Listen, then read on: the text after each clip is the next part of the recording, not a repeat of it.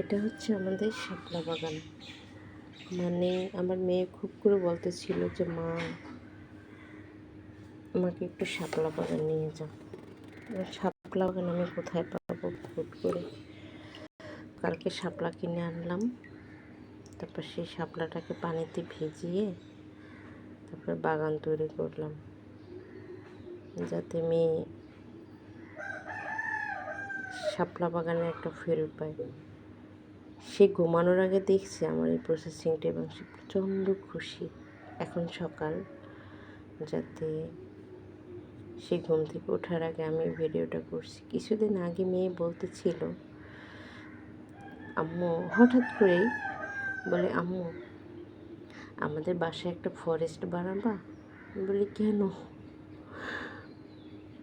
বলে শোনো, আমাদের বাসার কর্নারে যদি আমরা একটা ফরেস্ট তৈরি করি, বড় বড় গাছ লাগাই, তারপরে সেখানে বাটারফ্লাই আসবে আর পরি আসবে, তাহলে আমি ওদের সাথে খেলা করতে পারবো, ওদের কাছে থাকতে পারবো।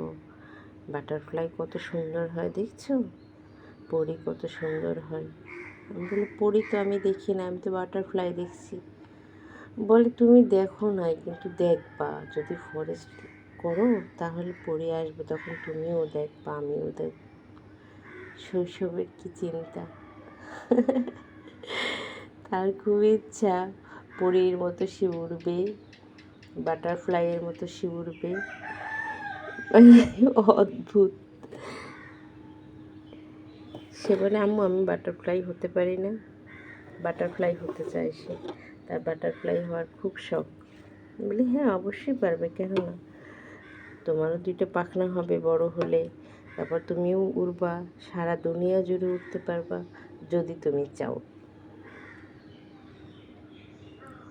আমাদের শাপলা বাগানটা কেমন লাগলো সকাল সকাল? ভালো লাগছে না? ফুলগুলো ডুবে গেছে, এইগুলো ডুবে গেছে পানির মধ্যে। এই ফুল 2টা ফুটলে বেশি ভালো লাগতো, এই 2টা ব্লু কালারের হয় এই ফুলগুলো, কিন্তু এই 2টো ফুটে নাই।